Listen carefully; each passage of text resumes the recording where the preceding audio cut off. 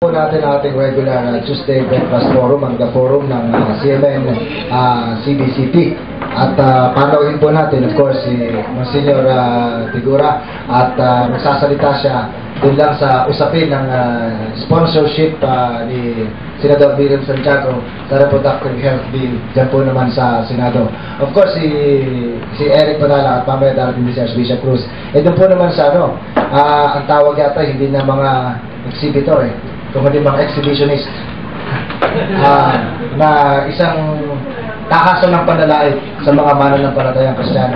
And of course, si Asek Salvador Salakop ng Department of Agriculture, sasamahan po tayo para iulat naman sa atin ng pinsala ng mga nagdaang bagyo sa agrikultura ng ating bansa.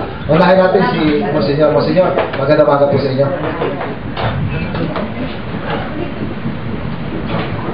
Ang tanong po namin anong inuwi sa reaksyon ng mabasa nyo o makarating sa inyong kalaman yung paraan ng pagtatanggol ni Senador Santiago sa Reproductive Health Bill sa Senado?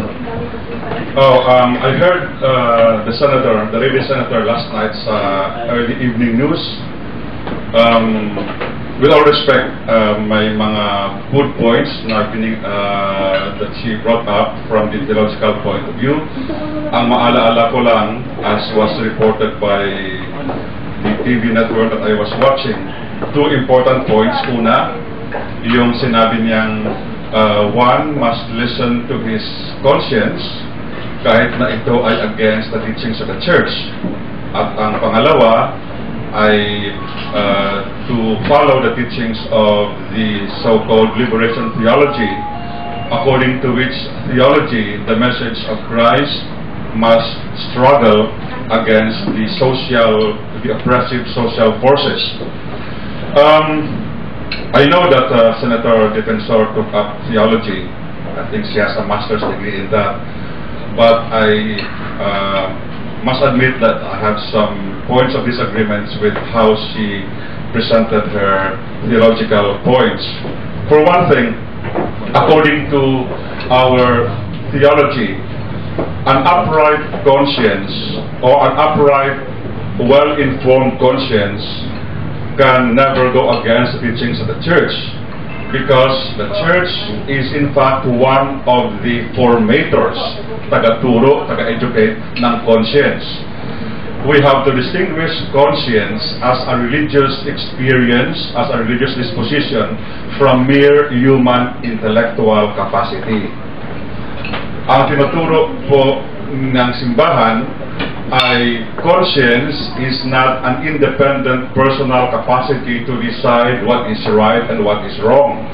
Instead, conscience is more of a disposition to conform with the objective moral system according to one's faith.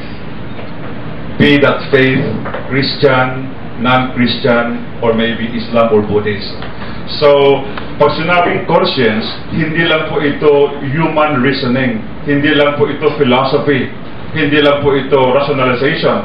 And I seem to see it along that way, na Senator Defensor was looking at conscience merely as human reasoning. Because it can happen that through our human reasoning, we might have some questions that seem to be in disagreement with what the church teaches. But conscience, an upright and well-informed conscience, an upright exercise of conscience can never go against the teachings of the church. Yun na pong sinabi kaagad kahapon o kagabi ni Bishop Eniguez, that the church helps in forming conscience, in educating conscience. So, I just would like to repeat and underline it, that conscience is not a personal, independent capacity to decide what is right and what is wrong. Instead, conscience has that openness, being a disposition to be taught, to be formed, to be guided, a disposition towards conforming with the objective moral order according to the teachings of one's religion. Now, for conscience to go against the objective moral order, that is already a disordered conscience. Okay? Because the objective moral order is already there long before conscience is capable of operation or operating. Secondly, Pag sinabi natin conscience is merely human reasoning, pag sinabi natin conscience is largely intellectual reasoning, it can happen that our way of reasoning is based on or grounded on faulty or wrong premises, and therefore it can end up with faulty or wrong conclusions. Pag ang premises po ng conscience is faulty and wrong, then it ends up being an erroneous conscience.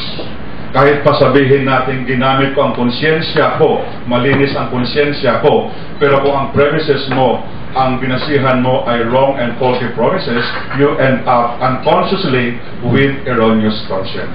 And that is still an immoral conclusion. Mali pa rin yun from the moral point of view. So there are just things we need to clarify in using conscience. Just as we need to clarify that conscience is way different from mere human reasoning, although conscience uses human reasoning. So, Bonsi, para sa lay people, it's very dangerous na gamitin ang conscience alone because at times, ito ay tool for justification. I wouldn't say dangerous. No, I would say it is, of course, a task, major difficult. That's why ang teaching ng simbahan natin is we always need to be guided by our faith. We always need to pray na ang ating konsyensya ay magabayan ng tama. Hindi po dangerous, talaga pong ganun yun. Now, it's possible that we end up with or that we commit wrong choices, but conscience, as long as it is open to guidance from the faith, from the church, from sacred scriptures, as long as it is guided by prayer, kahit na nagkamali ang konsyensya, it does not lose its dignity as the inner sanctum of the human moral personality. Kasi ano yung panawagan? Ngayon nagsimula na yung floor debate dito po sa Reproductive Health Bill. Panawagan niyo ba na mas magkaroon ng mas mataas at mas malalim na pag-uusap sa usapin ito, hindi yung parang ang brickbats nagkakapersonalan? Maganda na rin itong may magandang discussion. Maganda na rin itong tinatalakay ang RH Bill from the various points of view. No? Like for example, inumpisahan ng Senator William Defensor ang paggamit ng liberation theology. Now, as a priest, I took up moral theology. Liberation theology is good, but it has its own limits. No? Like for example, when Senator Defensor used liberation theology and explained that the message of Christ must, I'm just citing the presentation from this newspaper. She said that the message of Christ is above all a call to struggle against the social forces of oppression. At based on this premise, sinasabi niya na ang RH Bill must be supported. Now, we have to ask, in the Philippine context, ano ang mga so-called social forces of oppression? We have the prevailing, the widespread cases of graft and corruption. We have the unequal distribution of land. We have the widening rich and poor gap. We have the growing rate of criminality. We have the severe cases of hunger and famine. Ang ating mga natural calamities are so devastating because of our poor infrastructure, so on and so forth. Will the RH Bill answer these social forces of oppression? Parang hindi ko nakita ang logic. I'm sorry to say that. No? Pag sinabi natin, gagamitin natin ang mensahe ni Jesucristo para labanan ang mga social forces of oppression, first question, what are the prevailing social forces of oppression in the Philippine context? And we will try to see and ask whether the RH Bill is an answer to that. Is it a valid answer? Is it an answer that can give solutions as early as possible? Or it might be the RH Bill is just a little part, if ever it is, a little part of the solution, of bigger solutions, one of which is the sincere and committed crusade against graft and corruption. The sincere and committed decision to distribute the lands to whom they should belong. the sincere and committed decision to stop human trafficking, for example, etc. So, ganito ang tingin ko sa paggamit ni Senator Defensor ng liberation theology. It is good, but it has to be seen in the proper perspective of the Philippine context. Okay, balikan natin mamaya yung topic na yan ni Monsignor. Samantala, silip muna tayo sa Department of Agriculture, si Asset Salvador Salacop. Malaki po bang pinsala ngayon at sa hinaharap kasi na-apekto ba yung pananim itong mga nakalipas sa mga pagbuhos ng malakas na ulan? Okay, Ariel, magandang umaga at lang sa ating mga co-panelists. Ang latest report po sa Department of Agriculture, ang total damage po ng bagyong Waning ay umabot na po sa 1,063 million. Well, if we compare this to the more dreaded typhoons that hit us in 2010, yung combined Ondoy, Pepeng, and Santi, ang level po nun ay umabot sa 3.5 billion. So, ito pong 1 billion, not to alarm our public, it is low in terms of damage to our commodities. No? Ang pinaka-tinamahang malaki sa ating mga commodities ay number 1 yung ating mais. Kasi po, ito pong si Waning ay galing Albay, Camarines Sur, yung Region 5, Bicol Region. Tinahak niya po ang Region 2. At unfortunately, meron ho tayong mga mais na pananim na nasa maturity stage. But nevertheless, ang percentage impact nito sa national corn target for the third quarter is only 1.12%. So hindi naman po talagang nakaka-alarma ito. We still have harvest come the fourth quarter of this year. Ang sumunod pong commodity na tinamaan ay ang ating palay. Fortunately, tayo po ay nasa seeding and vegetative stages ng ating palay production. If I may enumerate, ang total damage po sa palay in terms of value ay nasa 253 million pesos. Ang mais po ay nasa 378 million pesos.